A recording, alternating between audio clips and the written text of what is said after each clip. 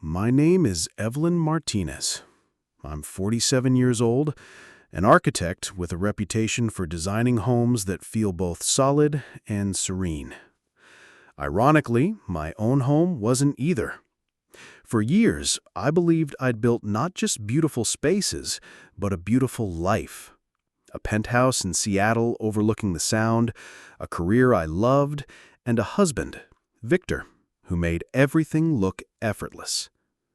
Victor ran a luxury travel agency, always smooth-talking, always impeccably dressed, always in control. I thought I knew him. Until one rain-soaked Wednesday evening changed everything. I'd stayed late at my firm, reviewing blueprints for a new eco-friendly library project. Victor had texted earlier, "Busy tonight, dinner with clients, don't wait up." But something pulled at me, a quiet itch I couldn't ignore. So instead of going home, I picked up Thai food and decided to surprise him at his office. It wasn't until I reached the glass doors that I noticed only one light on upstairs, Victor's private office. I climbed the stairs quietly, balancing the takeout in one hand. As I approached, I heard his voice. Low, calm. Too calm. "She doesn't suspect a thing. It's all moving according to plan." I stopped, cold. My heart thudded in my ears as I edged closer. Through the frosted glass, his silhouette leaned casually against the desk. I couldn't hear the other voice, only his.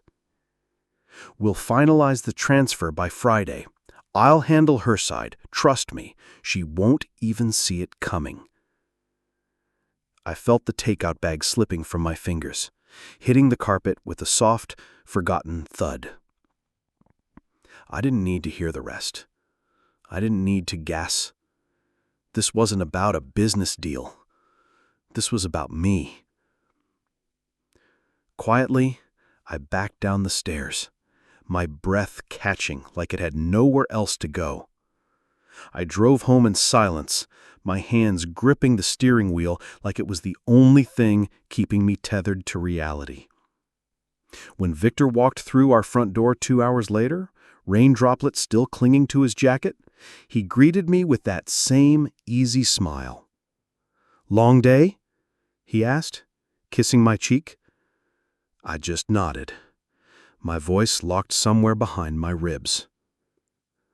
But something inside me shifted that night, like glass cracking beneath sudden weight. I'd spent years designing buildings with steel frameworks hidden beneath sleek exteriors, and in that moment, I realized I needed to do the same for myself.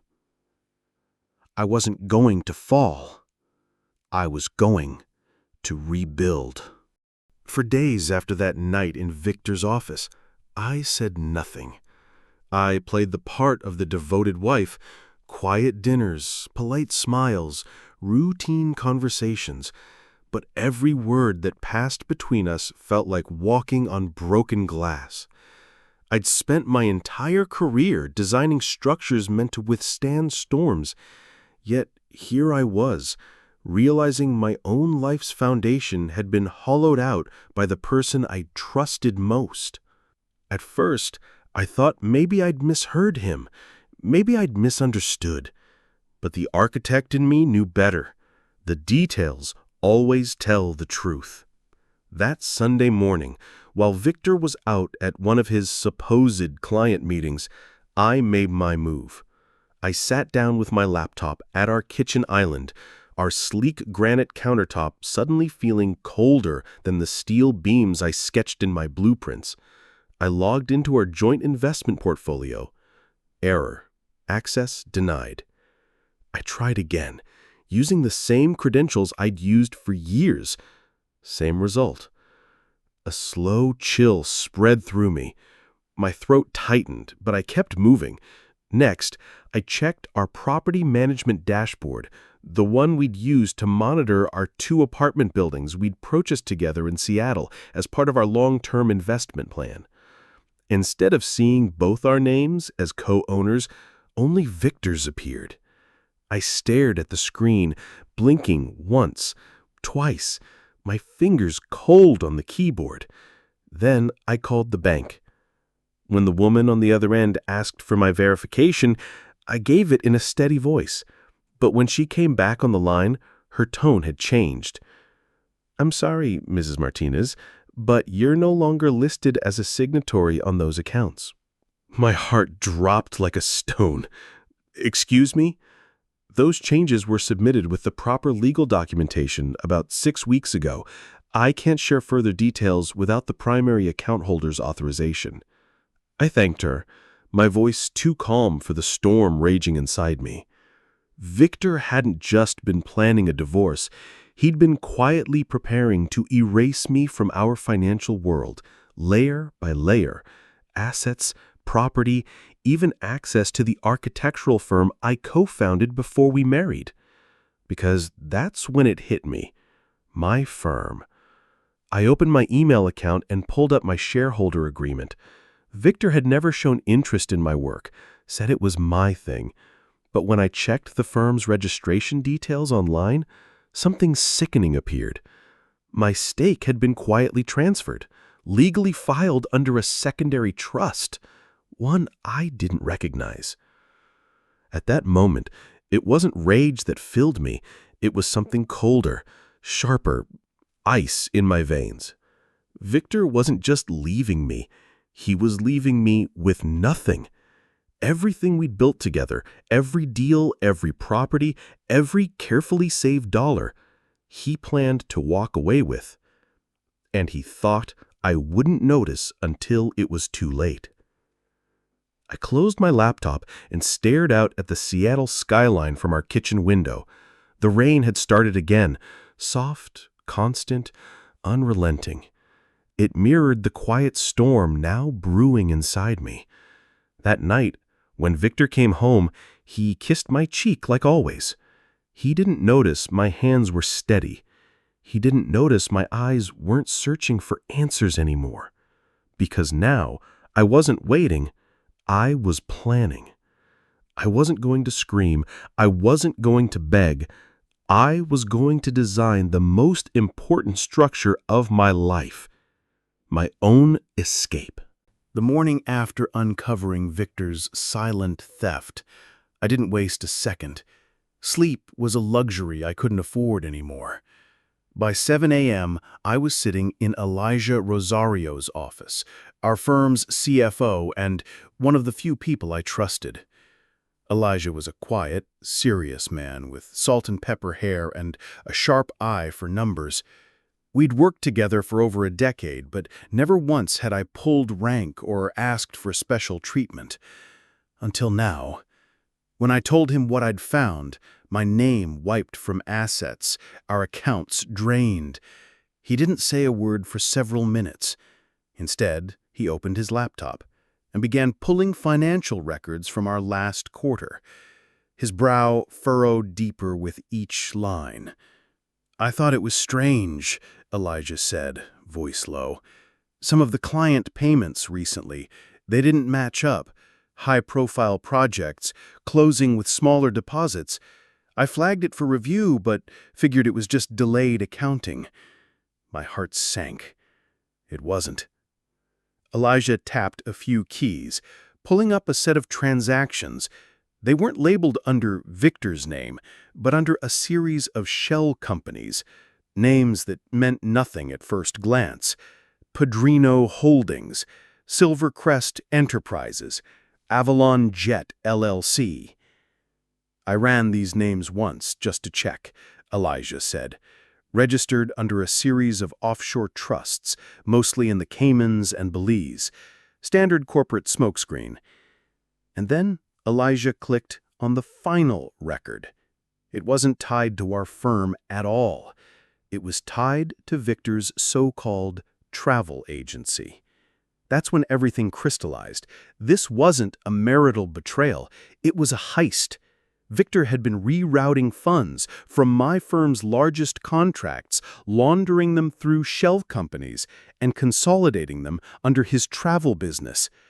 I sat back in the chair, fists clenched so tight my knuckles ached.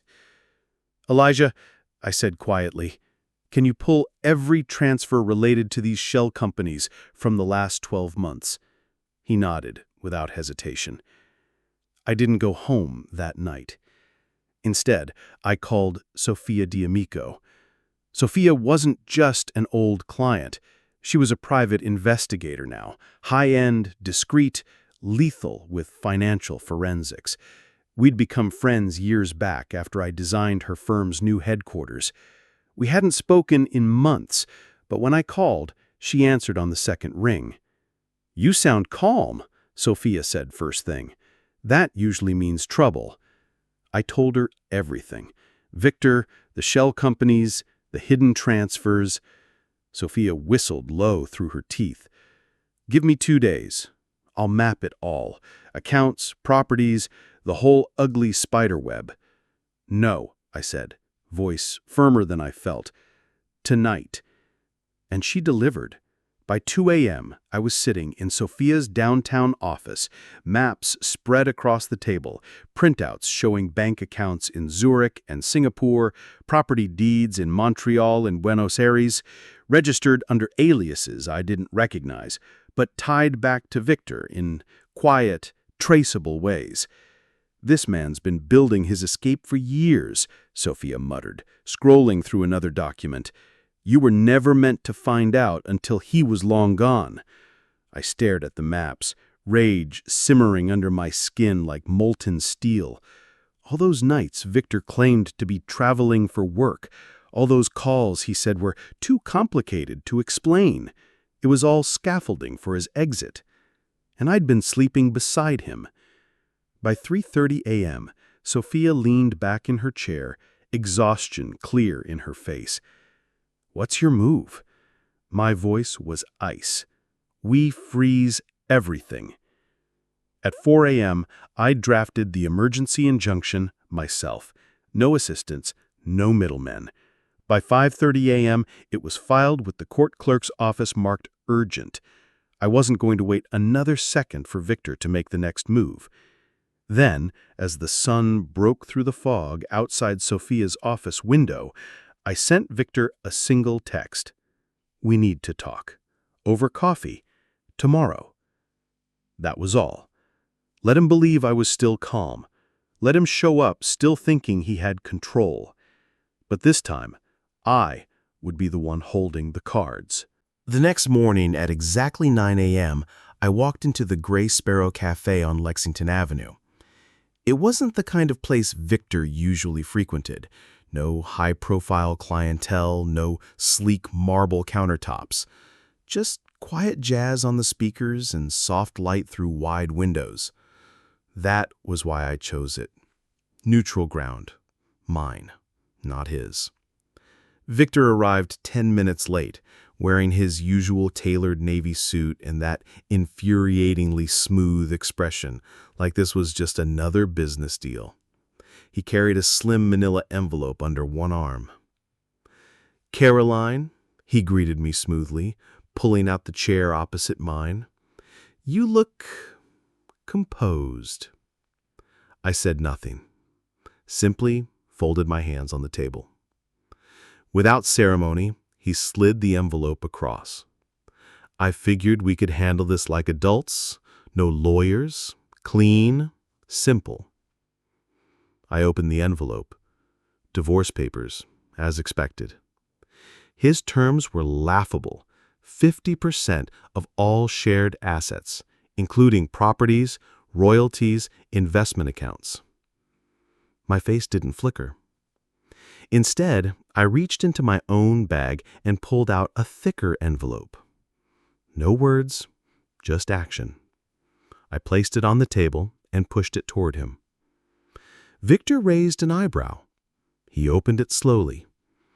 Inside were copies of the emergency injunction, asset freeze orders, and a letter from the forensic audit team showing the complete web of shell companies, offshore accounts, and stolen funds he had funneled away. The moment he saw the first page, the color drained from his face. His jaw flexed. His hands trembled ever so slightly as he flipped through the pages. "You can't do this," he whispered finally, voice cracking for the first time since I'd known him. I looked him dead in the eyes. "I already have." For a moment, the only sound in the cafe was the soft shuffle of papers. I watched Victor's perfect facade crack, not in an explosion, but like glass under slow pressure. "We can talk about this," he said, quieter now. "You don't have to take it this far." I shook my head. "You did. The moment you opened that first shell company. The moment you decided to lie." He swallowed hard. "You won't win." I smiled, small, controlled. "Watch me." And I did. The next 2 months unfolded like a chess match played at war speed. Victor tried everything. He hired top-tier divorce attorneys, filed motions challenging the asset freezes, even launched a PR campaign painting me as unstable, an unbalanced woman using financial power to punish an innocent husband. But I wasn't alone. Sophia's investigation reports were airtight. Elijah's internal audits from the firm backed up every number. Anna, my estate lawyer, fought alongside me like a woman possessed. Court after court sided with me. Victor's shell companies were exposed. The judge ordered his international accounts frozen pending full investigation. Real estate holdings under his alias names were seized. The final blow came during our last court hearing. Victor's lead attorney stood in front of the judge, reciting the same tired line about how Victor had acted in good faith. That's when Anna stood up and presented the forensic evidence linking Victor's hidden accounts not just to financial mismanagement, but to clients of my firms whose money had been rerouted without their knowledge. It wasn't just a divorce now. It was corporate fraud. The judge's gavel came down with finality. Victor was stripped of all claims to my trust, our properties, and the royalties. His own personal accounts were now under federal investigation. The only thing left untouched was his suit, and even that looked a little too loose on him as he walked out of the courtroom for the last time. When it was over, I didn't celebrate. I sat quietly in Anna's office, sipping cold coffee, listening to the clock tick. The silence didn't feel like emptiness. It felt like peace, the kind that only comes when you fought for yourself and won. 3 months after that final court hearing, life had finally begun to feel steady again. Not simple. Nothing was ever truly simple when you'd had your name dragged through public mud and reclaimed it again, but steady in a way that meant peace.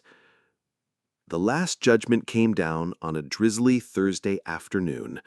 I was in Anna's office, sipping tea instead of coffee this time. We both listened as the judge's ruling echoed through the speakerphone. Victor Whitman was ordered to forfeit all claims to the Manhattan brownstone, the Montana property, and all jointly held investment accounts. He was fined $4.2 million in damages related to financial fraud and ordered to dissolve his consultancy firm pending a full audit. The court found him liable, not just in civil terms, but subject to further criminal investigation.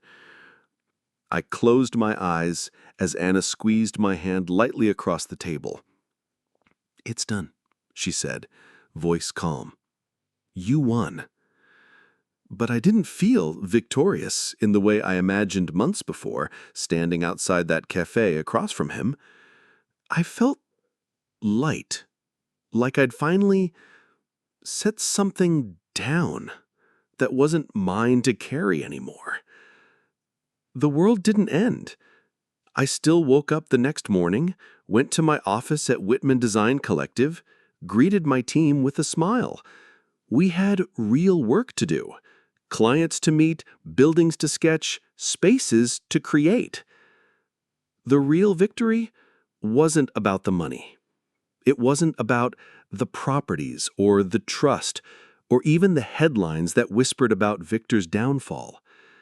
It was about walking into that studio every morning and knowing my name meant something again. Something I had built, without him, and stronger than him. It all crystallized a few weeks later at our firm's annual gala. It wasn't meant to be anything grand, a charity fundraiser, a showcase of some of our recent sustainable housing projects, but I hadn't expected what happened toward the end of the night. One of our junior architects, Dina, a bright 26-year-old who reminded me too much of myself at that age, walked up to me with tears in her eyes. "You're the reason I applied here," she said, voice quiet under the music. "When all that with your husband was on the news, the way you handled it, you didn't disappear, you didn't get angry, you built more." Before I could respond, the event coordinator tapped the microphone and called me up to the stage. "Ladies and gentlemen, please welcome Caroline Whitman, recipient of this year's Seattle Architect of the Year Award." As I stepped up, the room came into sharp focus. Friends, clients, colleagues, even Anna, sitting near the back, her wine glass raised slightly in quiet congratulations. I stood behind the podium, breathing in once before I spoke. I've spent my life building structures, homes, businesses, trust. But what I've learned, especially this year, is that there's strength in building, and there's even greater strength in rebuilding. The applause that followed wasn't just for the buildings I designed. It wasn't just for professional achievement. It was for surviving, for choosing clarity over chaos, for stepping into my own name and never looking back. Later that night, I stood outside on the balcony overlooking downtown Seattle. The city lights shimmered like stars below. I felt no bitterness, no lingering anger toward Victor, only a quiet certainty that I had written the ending to my own story, not as someone betrayed, but as someone recognized, not for what had been taken from me, but for what I'd built in its place. And that, I realized, was worth more than any fortune. In the end, as I stood on the balcony of my new home overlooking the skyline, I realized everything that had happened wasn't just about losing trust or fighting back. It was about remembering who I was before the storm. From the moment I overheard Victor's secret plans, through uncovering the hidden accounts and facing him in court, I'd moved from shock to clarity, from betrayal to quiet strength. I didn't just survive Victor's deception. I rewrote the story he tried to write for me. The trust fund, the properties, the fortune I had spent years building weren't about wealth anymore. They were about control, security, and peace of mind. And standing there with my glass of wine in hand, I felt none of the old anger or bitterness, only gratitude for the lessons learned, for the strength I never knew I had, and for the people who stood beside me when the world seemed upside down. Looking back, I understood that life isn't about preventing betrayal. It's about what you do afterward. It's about choosing to rise quietly, with dignity. Victor thought he could erase my power by planning behind my back. What he never understood is this: true strength doesn't shout. It stands steady, even when everything else falls away. To anyone listening, Whether you've been betrayed by a spouse, a friend, or even family, please remember you are more than what was taken from you. You are what you choose to build after. Control over your life, your name, your future, that's not a gift someone gives you. It's something you claim for yourself. Thank you for listening to my story. If it resonated with you, I'd love to hear your thoughts in the comments below. Share your experience if you've ever had to rebuild after betrayal. Your voice might be the one that helps someone else find their strength. And if you'd like to hear more stories of resilience and real victories, don't forget to like this video and subscribe to the channel. Because sometimes the strongest kind of revenge isn't revenge at all. It's living well, living free, and living on your own terms.